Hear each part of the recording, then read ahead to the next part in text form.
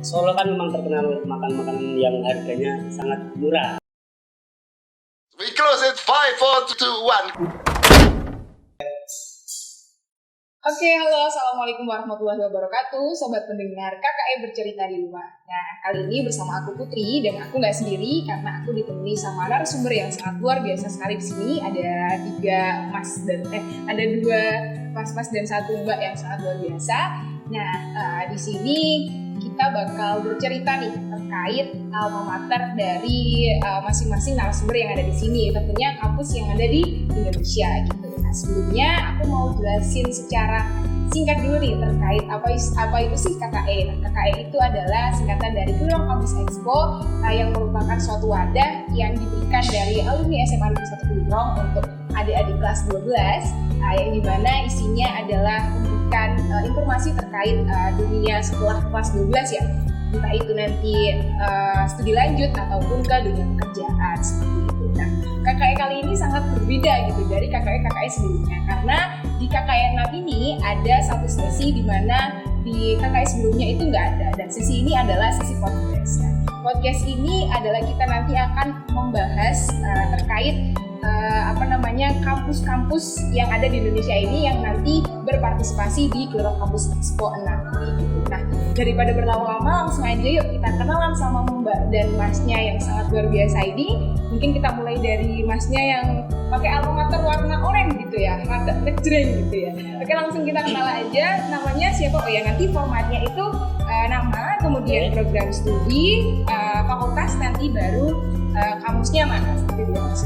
Oke, langsung aja, halo Masnya. Ya, halo. Sebelumnya saya ucapkan terima kasih kepada KKE ya, yang telah mengundang atau mengikutsertakan saya atas nama kampus. Nanti dikenalkan. Perkenalan dulu, nama saya Muhammad Ali Jamulail, program studi Sejarah Peradaban Islam, Fakultas Adab dan Bahasa, kampus UIN Raden Mas Said Surakarta. Angkatan? Saya angkatan 2018. Oke, angkatan 2018. Luar biasa sekali ya, dari Universitas Islam Negeri UIN Raden Mas Said Surakarta. Oke, kita next ya ke mbaknya nih, cewek sendiri nih ya. Alma maternya rada gelap sedikit, tapi mungkin teman-teman di rumah udah nggak asing ya gitu. Oke, langsung aja kita perkenalan. Yang selanjutnya silakan mbaknya. Ya, perkenalkan saya Aisyah Tita Utami, mahasiswa Prodi Pendidikan Bahasa dan Sastra Indonesia, Fakultas Bahasa dan Seni Universitas Negeri Yogyakarta, angkatan 2019. Oke, angkatan 19 ya, dari UNY ya, Universitas Negeri Yogyakarta. Siapa sih yang nggak kenal Universitas Negeri Yogyakarta gitu ya? Oke, kita masih ada satu narasumber lagi. Kepada Masnya dipersilakan. Sebelumnya perkenalan diri, nama saya Jaludin Hasan dari jurusan Ilmu Keolahragaan, Fakultas Ilmu Keolahragaan dari Universitas Negeri Semarang. Oke, angkatan berapa? Angkatan 2020. Oke, angkatan 2020. Paling muda ya di sini ya, karena saya juga angkatan 19. Oke, mungkin tadi udah perkenalan ya. Mungkin nanti aku bisa panggil Masnya Mas siapa Mas? Mas Alwi. Alwi. Oke, Ya. ini Mbak Aisyah. Ya. Kemudian Rizal. Oke, Alwi, Aisyah, Rizal. Karena kita udah perkenalan nih ya, mungkin kita langsung aja nih. Karena mungkin teman-teman di rumah udah nggak sabar terkait pembahasan kali ini. Nah, nanti teman-teman di rumah bisa dibuat mendengarkan dan mudah-mudahan ya bisa mengambil insight dari hasil sharing-sharing kita di sini. Nanti kita mungkin langsung masuk ke pertanyaan pertama gitu ya. Pertanyaan pertama ini mungkin aku mau kasih buat Mas Rizal. Mas Rizal mungkin bisa dijelaskan gitu ya terkait ciri khas atau mungkin gambaran dari kampus Universitas Negeri Semarang itu sendiri. Oke, Universitas Negeri Semarang itu udah tahu sendiri ya, kampus yang berada di sekarang Gunung Pati di daerah Semarang, lebih tepatnya di Semarang Kabupaten, kota kabupaten. Nah, untuk gambaran tentang universitas itu sebenarnya sama seperti kampus-kampus yang lain, tapi mungkin yang membedakan karena di UNES itu lebih dikatakan kayak, mungkin banyak nih yang ngomong kayak mungkin UNES kayak pelosok-pelosok gitu-gitu, tapi sebenarnya kita deket dengan kota gitu loh. Mungkin banyak nih adik-adik yang belum tahu kan daerah UNES gitu. Untuk ciri khasnya tuh mungkin dari mahasiswa UNES siapa sih yang nggak tahu di daerah tempat makanan tuh namanya Bohim. Itu sangat-sangat gak asing banget bagi mahasiswa UNES sendiri. Sangat khas gitu ya, Khas banget. ya? Khas. Siapa sih mahasiswa yang nggak tahu di tempat Bohim gitu. Favoritnya anak-anak di sana gitu ya. Oke. Mungkin udah cukup. Cukup. Jadi ada tempat makan favoritnya anak-anak UNES namanya Bohim. Mungkin teman-teman yang nanti kepengen ke UNES bisa nih coba makan di sana gitu ya. Mungkin kalau buat ngerjain tugas gitu worth it nggak Mas? Untuk ngerjain tugas sebenarnya worth it, dan juga banyak sih tempat-tempat yang mungkin sebenarnya kita bisa nempatin gitu loh. Maksudnya kayak banyak tempat-tempat makanan ataupun buat nongki-nongki gitu malam-malam gitu. Buat ngerjain tugas gitu ya. Apalagi gini kan di UNES sendiri kan kayak anggap aja kayak tinggi di Gunung Pati, itu kayak di dataran tinggi. Nah kita bisa ngerjain di daerah itu loh, kayak kita bisa sambil menikmatin suasana kelap-kelip kota Semarang gitu. Jadi kayak kalau ngerjain itu lebih enak aja gitu, Nyaman gitu ya. lebih nyaman banget karena kita bisa melihat indahnya malam kota Semarang. Semarang malam hari itu pasti keren banget gitu ya. Oke, luar biasa sekali. Mungkin pertanyaan masih sama ya. Mungkin ciri khas dari kampusnya kita ke Mas Alwi ya. Iya, Mas Alwi. Ya, oke, kita mau ke Mas Alwi dulu nih di UIN Raden Mas Said di Solo ya Mas. Solo, iya. Silakan Mas diceritakan. Oke, perlu teman-teman ketahui juga bahwa kampus UIN atau yang dulunya IAIN Surakarta tepat pada tahun ini sudah bertransformasi menjadi UIN. Itu menjadi kebanggaan buat teman-teman adik-adik yang pengen kuliah di kampus UIN bisa masuk di UIN Raden Mas Said Surakarta. Karena apa? Karena Solo kan memang terkenal makan makanan yang harganya sangat murah. Benar sekali Mas. Benar kan? Benar Bagi sekali. mahasiswa Solo pasti tahu lah. Iya. Bahkan salah satu contohnya ini kalau di Solo harga mie ayam itu 5.000 udah kenyang. Iya, benar. Itu kan sangat beda jauh sama di Kebumen. Itu salah satu menariknya. Kemudian juga terkait biaya kuliah, karena di UIN Raden Mas Said Surakarta ini dibandingkan dengan universitas lain yang kita punya Islam atau berbasis Islam, memang kampus yang paling murah. Dan menariknya tempat, karena kan Solo itu kan kota bersejarah gitu ya.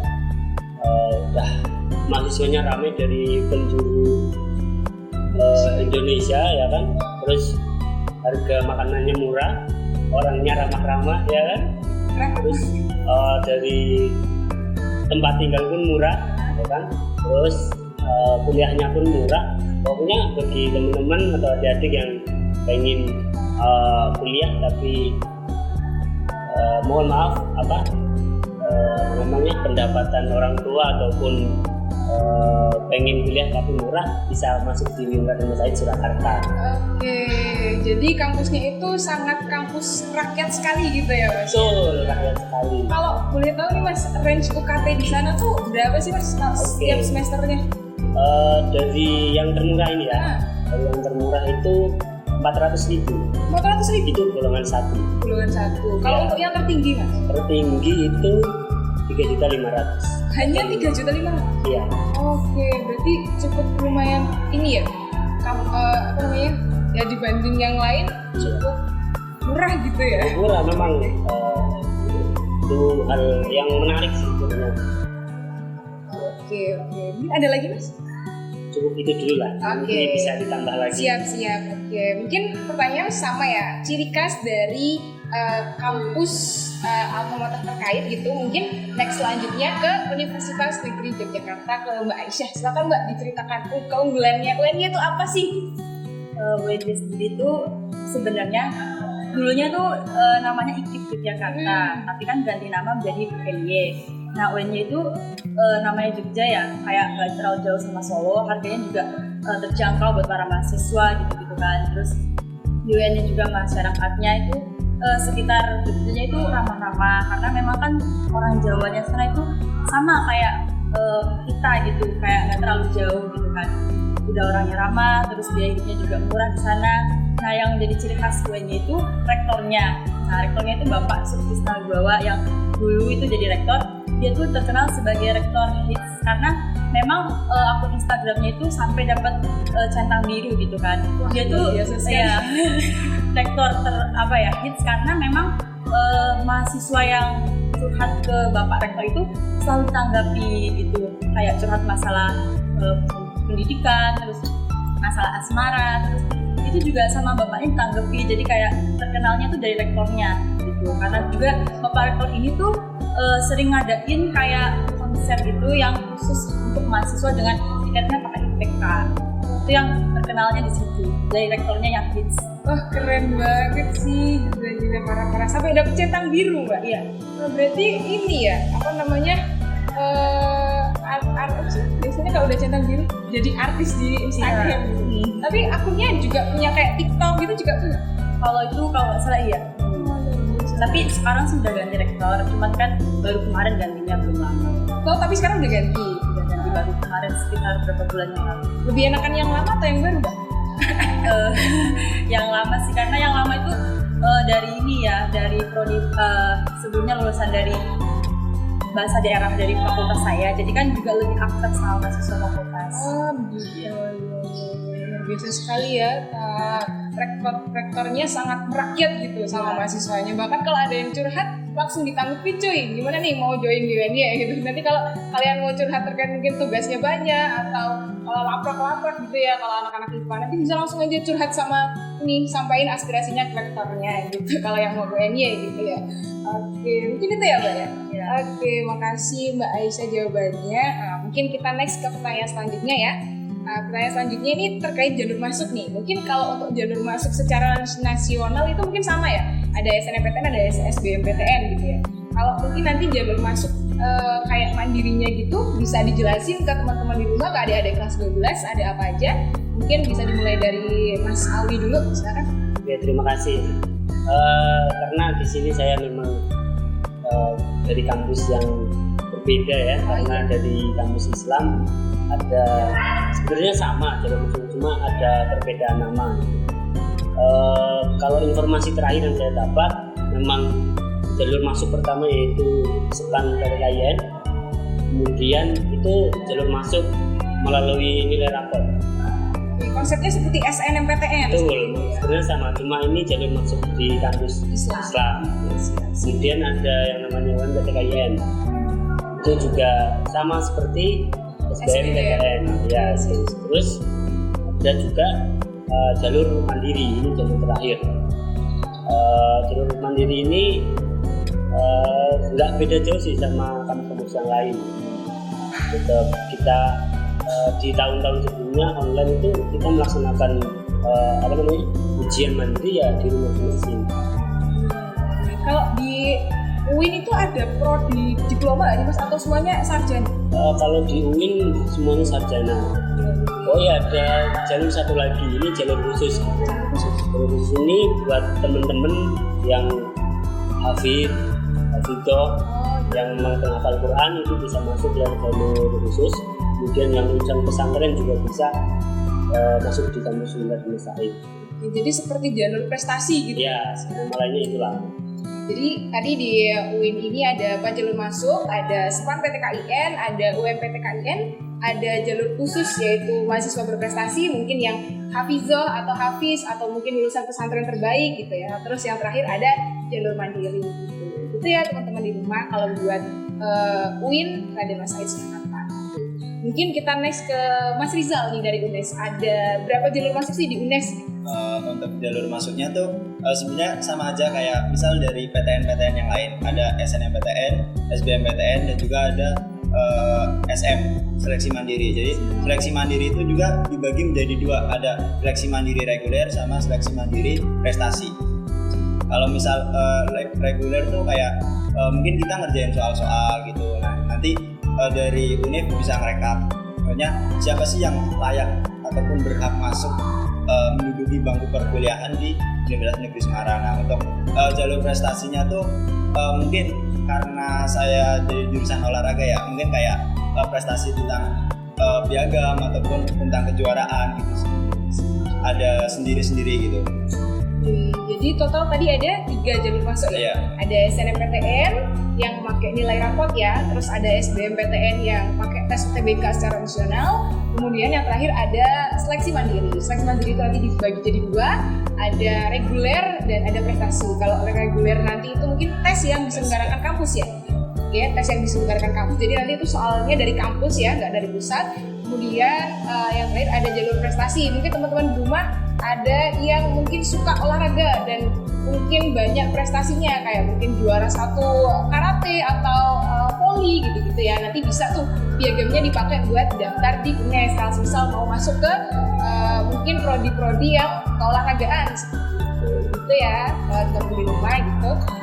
Itu tadi untuk UNES. Kemudian yang terakhir Mbak Aisyah, untuk UNY sendiri bisa dijelaskan ke teman-teman di rumah?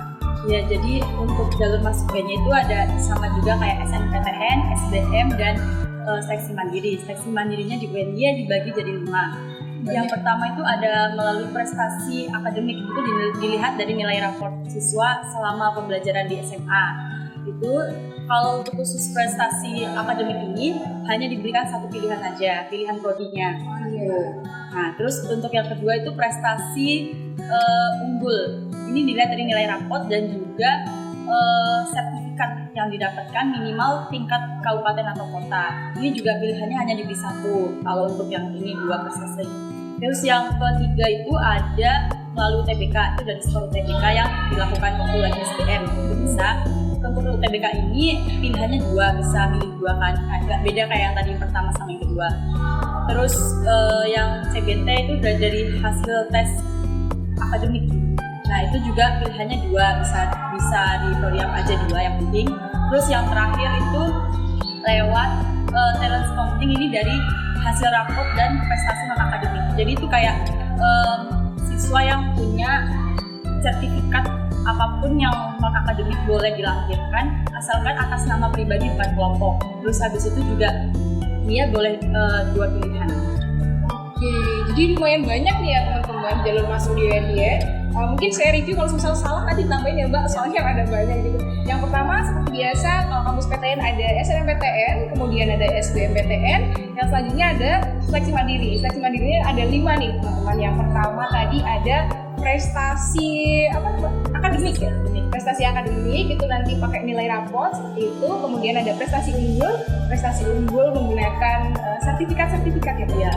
Oke, terus ada seleksi mandiri UTBK. UTBK nanti pakai hasil UTBK gitu. Jadi kalian udah nggak perlu pusing-pusing tes lagi gitu ya. Langsung masukin nilai UTBK, nanti tinggal menunggu hasil seperti itu. Terus yang keempat ada CBT ya. Iya, CBT itu sepertinya konsepnya sama ya. Tes kayak yang di UNES tadi ya. Tes yang diselenggarakan dari kampus itu sendiri gitu. Terus yang terakhir Mbak tadi namanya rada susah gitu. Talent scouting gitu. Jadi itu perpaduan tadi hasil raport dan juga prestasi non akademik. Oke, jadi hasil raport sama prestasi non akademik gitu. Jadi kalau raport kalian kira-kira bagus gitu ya, nilainya 9 semua gitu. Terus kalian juga punya prestasi, mungkin kalian lomba debat tingkat nasional gitu ya, lolos juara 1 gitu ya. Itu nanti bisa tuh buat daftar di Universitas Negeri Yogyakarta gitu. Di sini yang paling banyak kayaknya UNY gitu ya. Nah, kayaknya kalau jalur masuknya banyak, peluangnya pasti lebih banyak gitu ya. Tapi nggak menutup kemungkinan juga buat teman-teman yang mau daftar di selain UNY gitu. Oke, makasih Mas Mbak ya buat pertanyaan tadi yang kedua atas jawabannya ya. Oke, mungkin next yang ketiga, ada berapa program studi sih Mas Mbaknya di sini gitu? Bisa disebutin tapi mungkin ya secara gambaran umum aja gitu. Mungkin fakultasnya ada apa aja gitu. Hafal kan ya? Hafal dong harusnya. Oke, mungkin mulai dari Mas Rizal dulu. Untuk di Universitas Negeri Semarang sendiri ya, mungkin dari fakultasnya tuh kita ada 8 fakultas. Nah itu mungkin dari jurusan ataupun prodi itu banyak banget. Mungkin dari adik-adik ataupun yang di Klirong sendiri mungkin bisa cari tahu tuh di web UNES tuh. Kayaknya banyak banget sih, kayak misal dari fakultasnya tuh ada Fakultas Bahasa dan Seni, terus ada Fakultas Ilmu Pendidikan, Fakultas Ekonomi, Fakultas Ilmu Sosial, terus ada Fakultas Hukum, Fakultas ilmu keolahragaan, fakultas teknik. Nah gitu, mungkin banyak banget sih dari Universitas Negeri Semarang, kayak mungkin dari adik-adik ada tuh kayak misal pengen jurusan apa gitu, nah nanti bisa dicari di web UNES sendiri gitu. Oke, mungkin bisa dikasih tahu nih ke anak-anak kelas 12 SMA Virong nih, webnya apa gitu, biar nanti mereka tuh langsung search gitu, terus nanti mereka langsung scroll sendiri gitu. Untuk webnya mungkin karena saya kurang tahu ya, mungkin bisa nanti dicari-cari gitu. Oke, berarti Mungkin kan nanti ada di bawah sini ya. oh iya, oke, nanti diketik ya. Kalau nggak nanti kalian bisa search aja mungkin website resmi UNES gitu. Nanti pasti langsung keluar. Mungkin www.unes.ac.id atau apa gitu. Nanti kan kalian bisa nyari di Google gitu ya. Karena kan kalian generasi smart gitu ya. Oke. Mungkin kalau next dari Mbak Aisyah, ada berapa fakultas mungkin, atau bisa disebutkan juga websitenya gitu? Kalau di UNY itu ada 7 fakultas. Yang pertama Fakultas Bahasa dan Seni, kemudian Fakultas Ilmu Keolahragaan, Fakultas Ilmu Pendidikan, Fakultas Ilmu Sosial, Fakultas Ekonomi, Fakultas Teknik, dan Fakultas Matematika dan Ilmu Pengetahuan. Kalau di fakultas saya sendiri ada 11 prodi. Yang pertama terdiri dari prodi Bahasa dan Seni. Yang prodi Bahasa itu ada Pendidikan Bahasa dan Sastra Indonesia, Pendidikan Bahasa Inggris, Sastra Inggris, Pendidikan Bahasa Daerah, Pendidikan Bahasa Jerman, Pendidikan Bahasa Prancis, itu untuk bahasa. Kalau yang seni itu ada Pendidikan Seni Musik, Pendidikan Seni Tari, Pendidikan Seni Rupa, dan Pendidikan Seni Kriya. Nah, kalau teman-teman ingin mencari tahu lebih, bisa kunjungi websitenya di www.unj.ac.id. Oke, tadi dijelasin sedikit ya terkait Fakultas Ilmu Fakultas Bahasa dan Seni. Fakultas Bahasa dan Seni gitu, Fakultas Bahasa dan Seni. Mungkin kalian kalau mau cari prodi-prodi yang lain nih, selain yang Fakultas Bahasa dan Seni, kalian bisa cek di www.uny.sc.id. Nanti kita tulis di sini ya, nanti ya. Oke, mungkin itu dari UNY. Next kita lanjut ke UIN Raden Mas Said. Monggo Mas Aul. Oke, dari UIN Raden Mas Said itu ada 5 fakultas. Yang pertama ada Fakultas Tarbiyah. Fakultas Tarbiyah itu fakultas pendidikan. Oh iya. Ya, terus di fakultas pendidikan itu ada jurusan baru. Itu ada manajemen pendidikan Islam dan tadris matematika. Matematika itu berarti pendidikan matematika. Terus ada Fakultas Syariah. Fakultas Syariah itu fakultas hukum. Remaja fakultas hukum itu ada 4 jurusan. Terus ada Fakultas Ekonomi dan Bisnis Islam. Itu ada 3 jurusan. Terus kemudian ada Fakultas Adab dan Bahasa. Itu ada 5 jurusan. Terus yang terakhir ada Fakultas Usuluddin dan Dakwah. Itu ada 7 jurusan. Jadi namanya sangat Islamik sekali ya, seperti namanya juga Universitas Islam gitu ya, gitu. Mungkin kalau mau cek lebih lanjut gitu Mas, lebih detail bisa di mana Mas webnya? Di searching aja UIN Raden Mas Said Surakarta ya, pasti muncul. Oke, ya bisa ya, tadi sama ya kayak UNES ya, karena Masnya mungkin lupa gitu ya websitenya. Nanti bisa search aja. Sekarang namanya UIN ya, bukan IAIN. UIN Raden Mas Said Surakarta. Nanti pasti ada kok di Google gitu. Tinggal diklik aja, terus nanti kalian udah bisa scroll mungkin pengen ke prodi apa gitu ya, mungkin ke psikologi Islam atau apa gitu ya. Oke, makasih buat Mas Ali. Kita next ya, ini pertanyaan terakhir sih Mbak Masnya gitu. Jadi kita nggak lama-lama kok, yang penting nanti pesan kita tuh tersampaikan ke adik-adik kelas 12 gitu. Oke, next mungkin buat pertanyaan yang terakhir nih Mas Mbaknya, bisa dikasih gambaran nih ke teman-teman, mungkin kalau nanti udah masuk tuh ya, mereka mungkin pengen nih ikut Ormawa atau mungkin UKM yang ada gitu. Nah, kalian bisa kasih gambaran sedikit nih ke teman-teman kelas 12 di rumah, ada UKM apa aja sih, ada mungkin Ormawa apa aja sih di kampusnya. Mungkin kita mulai gantian dari Mbak Aisyah dulu gitu ya. Jadi di UNY itu UKM atau kegiatan mahasiswanya ada terbagi menjadi 5 bidang. Yang pertama bidang penalaran, bidang kesenian, bidang olahragaan, bidang kesejahteraan, dan bidang khusus.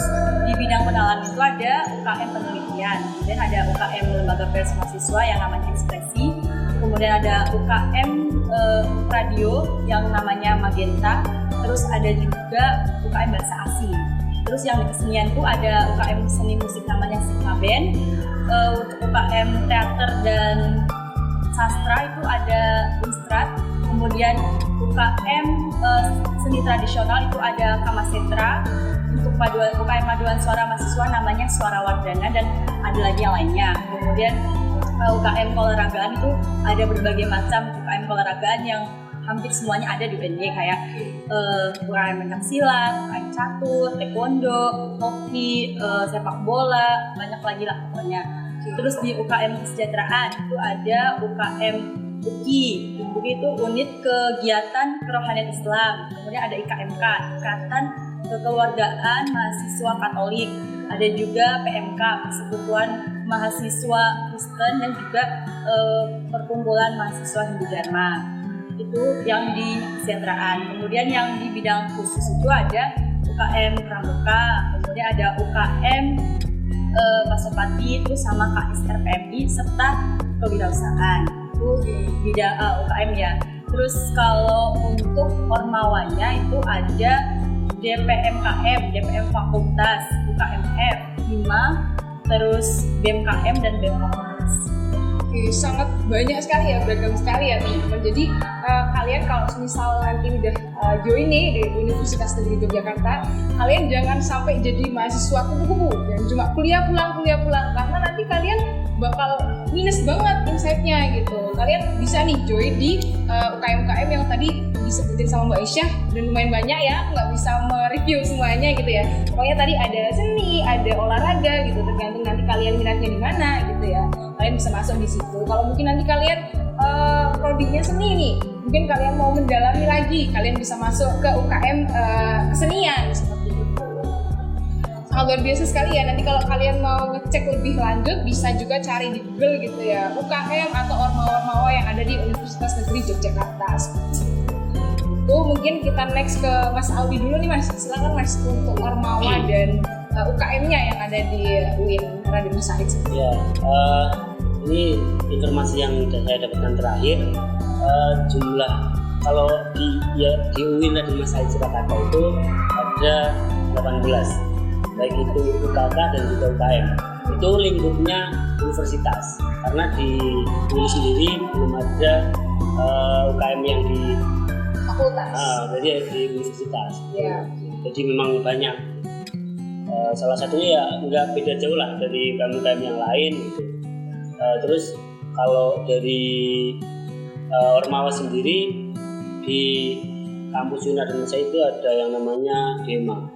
DEMA itu lembaga eksekutif, bisa dikatakan juga BEM. Oh, tapi namanya DEMA gitu? Iya, DEMA. Itu baik itu universitas maupun fakultas itu. Terus ada juga yang namanya SEMA, Senat Mahasiswa. Jadi lembaga legislator lah. Iya. Itu ada juga di universitas dan juga ada di fakultas. Terus ada juga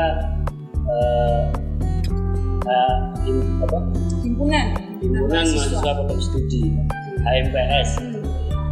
Itu di setiap jurusan itu ada.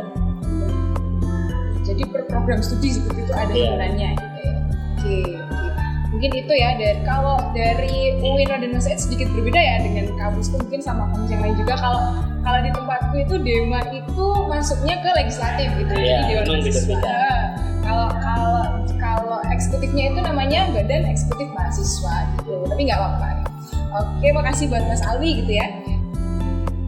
Oke teman-teman di rumah, kita next ke dari kampus UNES ya, terkait ormawa dan UKM yang ada di kampus UNES. Monggo kepada Mas Rizal gitu, silahkan. Oke, untuk UKM sendiri itu sebenarnya nggak beda jauh dari tadi kayak UNY gitu ya. Mungkin ada dari bahasa, terus seni, terus olahraga, ada juga riset penelitian dan juga banyak sebagainya gitu.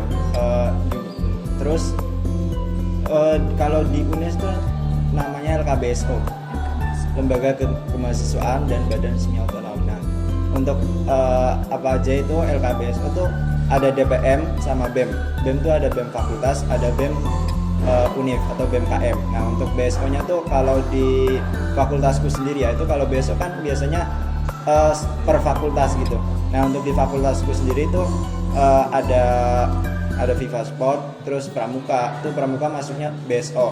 Terus ada Karisma dan lain sebagainya. Nah, untuk ketentuannya tuh kalau LK itu hanya boleh satu.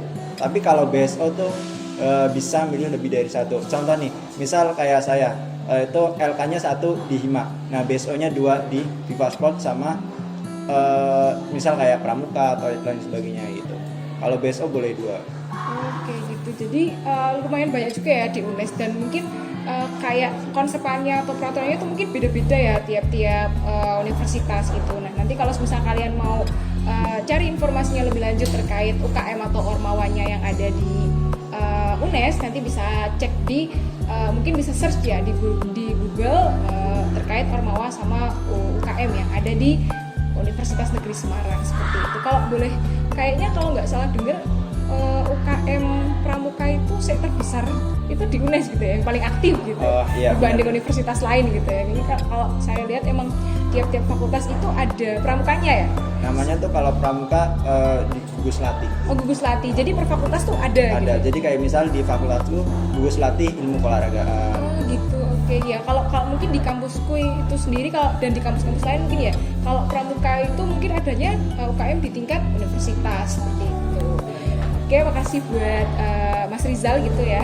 Mungkin ini pertanyaan yang terakhir sih teman-teman. Jadi terima kasih atas waktunya gitu ya dari Mas Alwi, dari Mbak Aisyah, sama dari Mas Rizal udah mau sharing-sharing bareng aku buat ngasih informasi terkait universitas-universitas yang join di Tirong Kampus Expo 6 ini. Mudah-mudahan nanti apapun nanti yang udah di flooring di sini ya dari teman-teman di sini bisa memberikan informasi lebih gitu, bisa memberikan wawasan juga buat teman-teman kelas 12 di rumah gitu, terkait mungkin masih banyak yang bingung gitu ya terkait informasi-informasi yang mungkin masih simpang siur, kalian carinya masih belum valid gitu. Nah, kalian bisa dengerin di sini gitu. Oke, mungkin itu aja podcast kali ini. Terima kasih untuk Mbak Masnya gitu. Acara selanjutnya setelah ini adalah puncak acara Klirong Kampus Expo pada tanggal 22 Januari 2021. Di dalam Klirong Kampus Expo ini nanti ada dua rangkaian acara. Yang pertama nanti ada talk show yang akan diisi oleh narasumber yang sangat luar biasa sekali. Nanti kita akan spill ya di media sosialnya Klirong Kampus Expo.